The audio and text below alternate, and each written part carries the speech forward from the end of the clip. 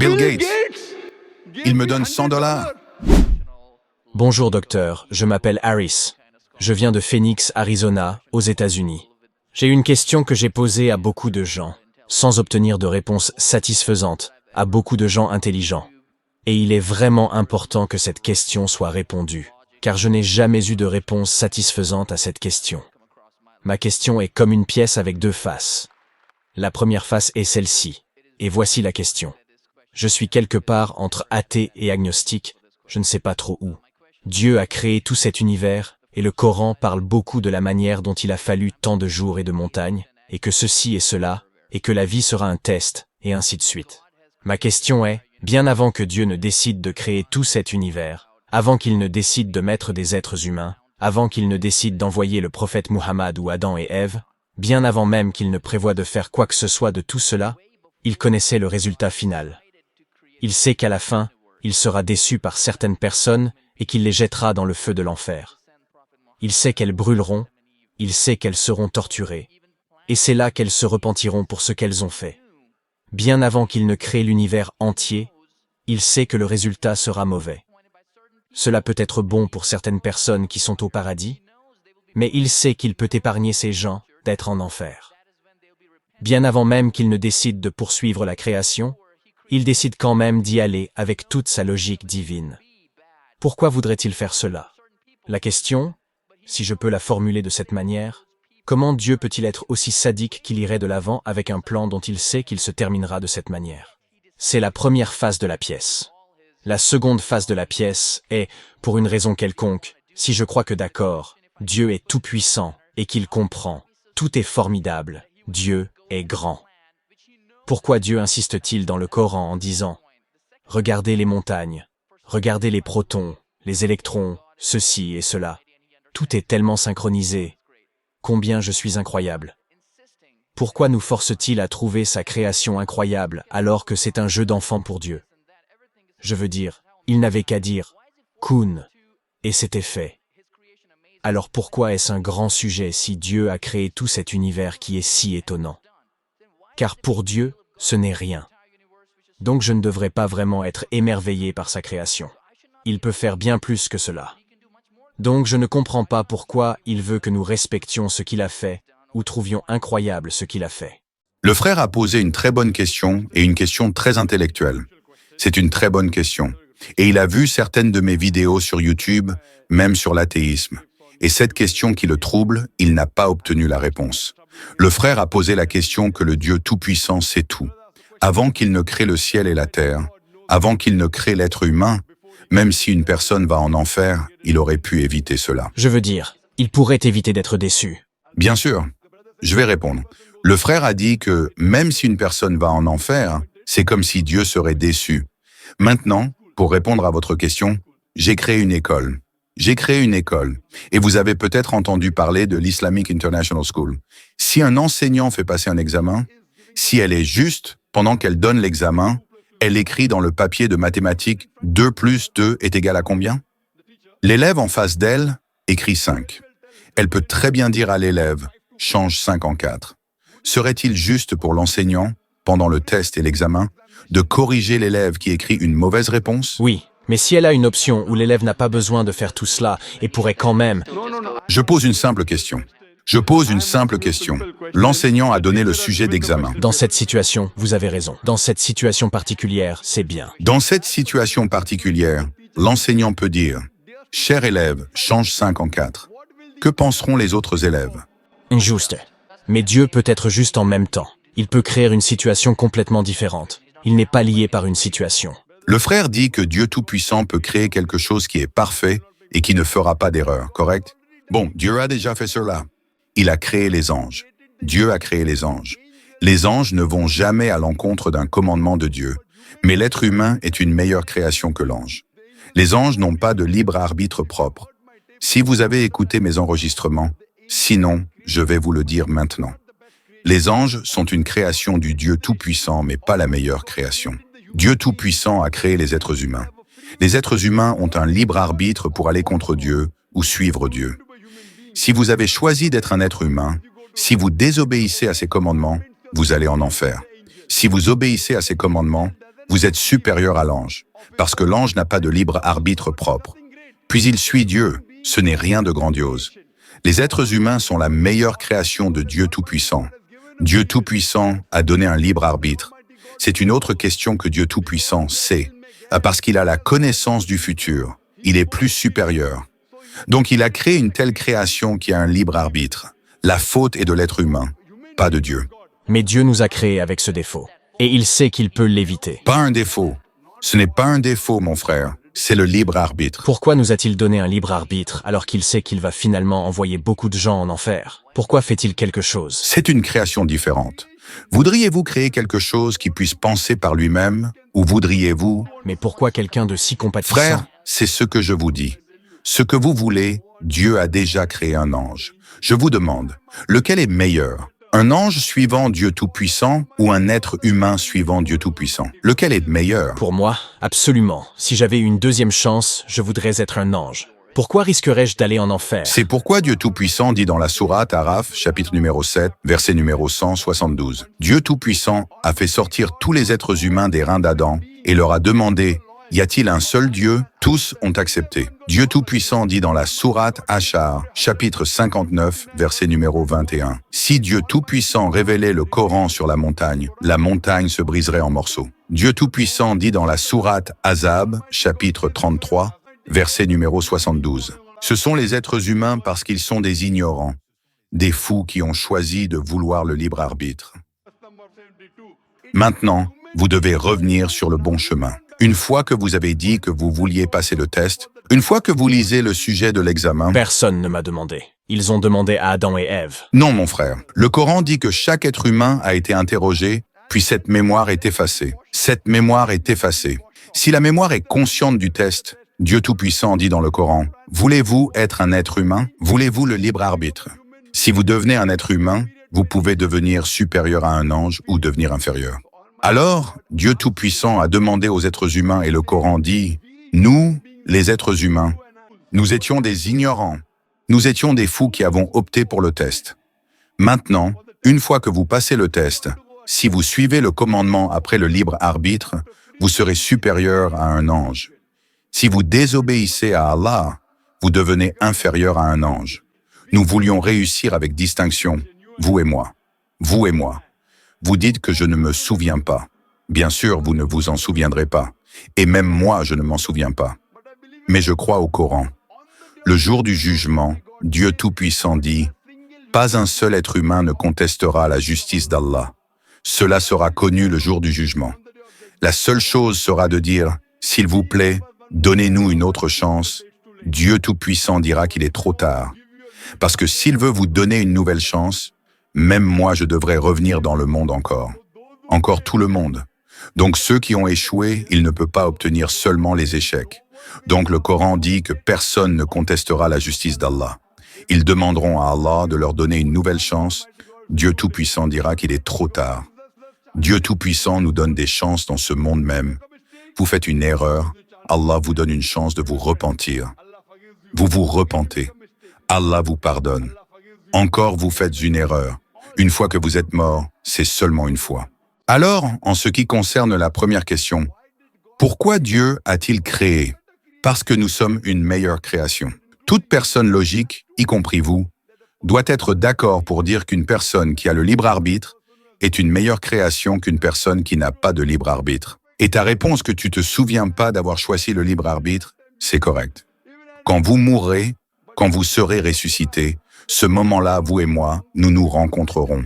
Alors vous direz que je me souviens. Même moi, je ne me souviens pas maintenant. Mais j'ai foi dans le Coran ne peut pas se tromper. Parce que scientifiquement, si vous avez écouté ma conférence, 80% du Coran correspond à 100% avec la science. 20% est ambigu, ni vrai, ni faux. Mais ma logique dit que même ces 20% seraient justes. Je suis une personne scientifique. Je suis une personne logique. Donc je crois à l'affirmation du Coran que nous avons choisi d'avoir le libre arbitre. Si vous n'aviez pas choisi, vous auriez pu questionner Dieu. Pourquoi m'as-tu fait un être humain? Alors Dieu aurait eu tort. Mais Dieu dit dans le Coran qu'il a demandé aux montagnes pour le fardeau, à tout le reste pour le fardeau. Nous, les êtres humains, avons opté pour cela. Mais vous souvenez-vous avoir été demandé? Je ne me souviens pas d'avoir été demandé. Frère, si vous avez entendu ma réponse, même moi je ne me souviens pas. Mais si vous vous souvenez, alors où est le test? Imaginez si un enseignant vous apprend quelque chose. L'enseignant vous apprend quelque chose. L'enseignant vous donne le livre pour étudier. L'enseignant doit retirer le livre pour le test. Si l'enseignant dit « D'accord, prenez le livre et répondez, où est le test ?» D'accord, mais pourquoi? Après que l'examen est terminé, pouvez-vous aller chez vous et vérifier ou pas? Mais même avant que l'examen ne commence, Dieu savait que... Frère, écoutez-moi. Après que l'examen est terminé, pouvez-vous aller vérifier à la maison ou pas dans le manuel? Absolument. Mais pendant l'examen, pouvez-vous vérifier? No. Donc maintenant, l'examen est en cours, frère. Une fois terminé, vous pouvez vérifier. Tu pourras pas dire à l'enseignant « Je veux voir le manuel car je ne me souviens pas ». Non, tu pourras pas. Pendant l'examen, vous ne pouvez pas vous référer au manuel. Ce serait appelé de la triche. Correct? Le Coran dit qu'aucun être humain ne contestera la justice. Laissez le test se terminer. Donc aujourd'hui, étant une personne scientifique, étant une personne logique, basée sur ma connaissance de la science, basée sur ma logique, quand je lis les autres écritures et quand je lis le Coran, je trouve que le Coran est le seul livre qui dit que nous sommes en train de passer ce test. Donc par conséquent, moi étant une personne scientifique, étant une personne logique, je suis d'accord. Cette déclaration du Coran doit également être vraie. Je ne me souviens pas parce que c'est un test. Si je me souvenais, où est le test? Cela répond donc à la première partie de la question. Première partie, en disant que Dieu était sadique. Dieu n'est pas sadique. Par exemple, je démarre une école de médecine. Je veux que les élèves de l'école aillent à la médecine. Combien d'élèves qui vont à l'école entrent dans l'école de médecine? Juste à peu près, pouvez-vous deviner? Peu. Sûrement moins de 5%, moins de peut-être 1%. Donc pourquoi avez-vous créé une école où seulement 1% peut entrer? D'accord, c'est pour quelques élus. De la même manière, Dieu a créé le paradis, le Jannat et Firdaus. Tout le monde ne peut pas aller à Jannat et Firdaus. Pourquoi pas? Pourquoi tout le monde ne peut-il pas aller en école de médecine? Parce que c'est la capacité humaine. Si les humains étaient capables de mettre tout le monde en école de médecine, ils le feraient. C'est comme ça que nous sommes faits. De la même manière, tout le monde ne peut pas devenir médecin. Seulement ceux qui ont la capacité. De la même manière, tout le monde ne peut pas aller à Jannat et Firdaus, les hauts niveaux du paradis. Nous devons faire des efforts. Dieu vous a donné la capacité. Si vous ne suivez pas ces directives, vous ne pouvez pas. Si vous suivez ces directives, aller au paradis est très facile. Si vous êtes intelligent, c'est très facile. Et si vous êtes honnête avec vous-même. Mais si vous n'êtes pas honnête avec vous-même, même un homme non intelligent peut aller au paradis. La seule chose est que vous devriez être honnête. Dieu vous a donné différentes options. Comme le suivre. Certaines personnes pensent qu'elles sont intelligentes. Je leur dis qu'elles sont trop intelligentes. Si elles étaient intelligentes, elles verraient que c'est clair comme de l'eau de roche. Que ceci est la parole de Dieu. Vous devez la suivre. C'est la raison pour laquelle Francis Bacon a dit « Un peu de connaissance scientifique fait de vous un athée. Une connaissance approfondie de la science fait de vous un croyant en Dieu. » Donc je ne dirais pas que Dieu est sadique. J'ai dit que nous étions des fous. Qui avons choisi de passer par le test? Pas Dieu. Dieu vous a donné une option. Que voulez-vous être? Nous avons choisi. Donc nous sommes responsables. Pas Dieu. Dieu n'est pas un sadique. Nous sommes des fous. C'est ce que dit le Coran. Le jour du jugement, vous le saurez. Inch'Allah, vous et moi, tous les deux. Inch'Allah, si je vais au paradis. Inch'Allah, Inch'Allah. Je prierai Dieu. Je remercierai Dieu. Vous savez, j'ai choisi d'être une bonne personne. J'ai choisi d'être un être humain. Si vous réussissez bien, mais si vous échouez, alors nous maudirons nous-mêmes. La deuxième partie, Pardon, quelle était la deuxième partie? que même si je crois combien il est tout-puissant, combien il est savant, pourquoi est-il tellement insistant pour nous convaincre? Regardez les montagnes, regardez les électrons, regardez les protons. La deuxième partie de la question était « Pourquoi Dieu Tout-Puissant donne des références à la montagne qu'il a créée ceci? Pour lui, ce n'est rien. Alors pourquoi en parle-t-il? Vous savez pourquoi il dit cela? Il dit que ces choses insignifiantes, la montagne, trembleraient, pour nous faire comprendre, que vous, les êtres humains, vous êtes supérieurs. Pourquoi ne comprenez-vous pas? Le Coran dit dans la sourate Hashr, chapitre 59, verset 21, « Si le Coran avait été révélé sur la montagne serait tombée en ruine. Mais pour nous, êtres humains, cela ne fait aucune différence. » Il donne ces exemples pour montrer que ces choses qui sont si puissantes, les montagnes, etc., qu'il a créées, auraient soumis leur volonté. Donc, pourquoi vous, les êtres humains, ne le faites-vous pas? Il essaie de donner un exemple pour montrer que nous sommes des fous. Il ne cherche pas à se glorifier lui-même.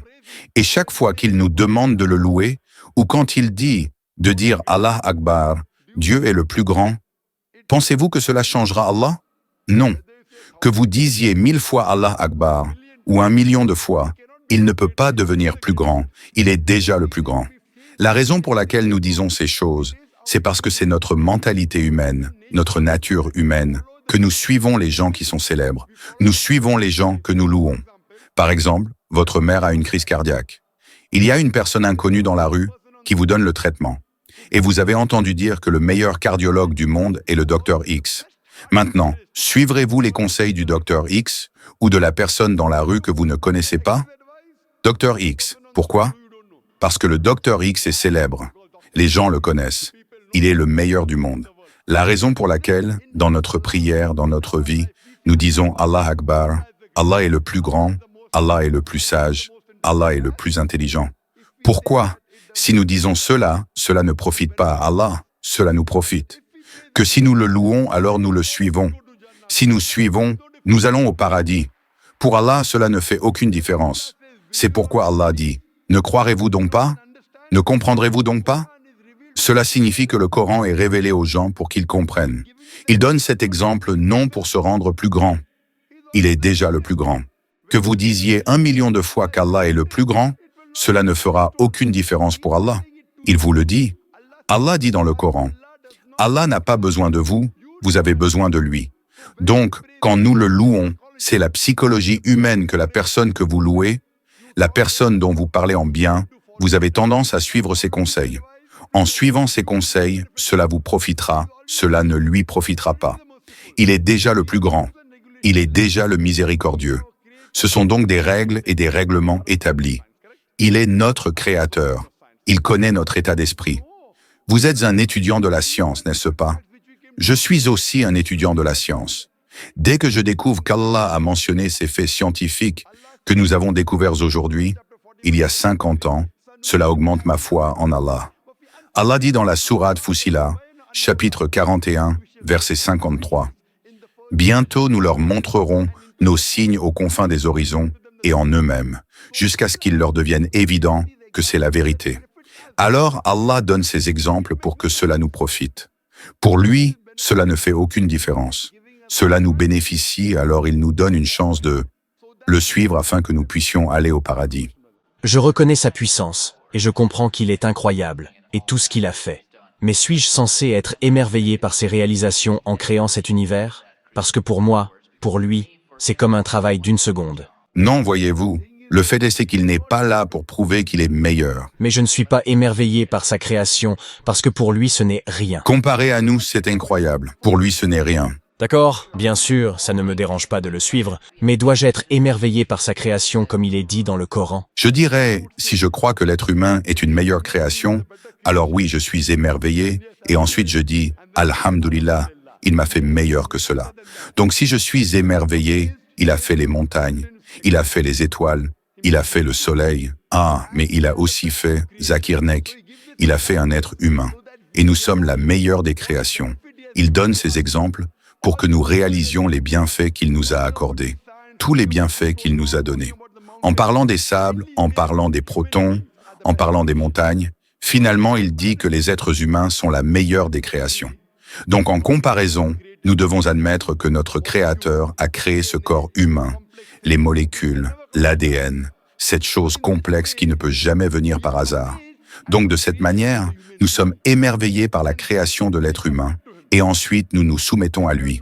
Si vous n'êtes pas émerveillés, ce n'est qu'en étant émerveillés que nous nous soumettons, qu'il est notre Créateur, qu'il mérite d'être adoré. Personne d'autre ne peut faire cela. C'est pour que nous l'adorions et que nous réussissions l'épreuve et que nous allions au paradis. Si Bill Gates me donne $100, Devrais-je être étonné qu'il m'ait donné cet argent? Si Bill Gates vous donne $100, serez-vous étonné? Brother, the Frère, question is, why should Bill Gates give you $100? la question est, pourquoi Bill Gates devrait-il vous donner $100? Si vous me dites qu'un Tom, Dick ou Harry vous donne $100, rien de surprenant. Give me $100. C'est quelque chose qu'il vous a donné. Alors pourquoi vous a-t-il donné?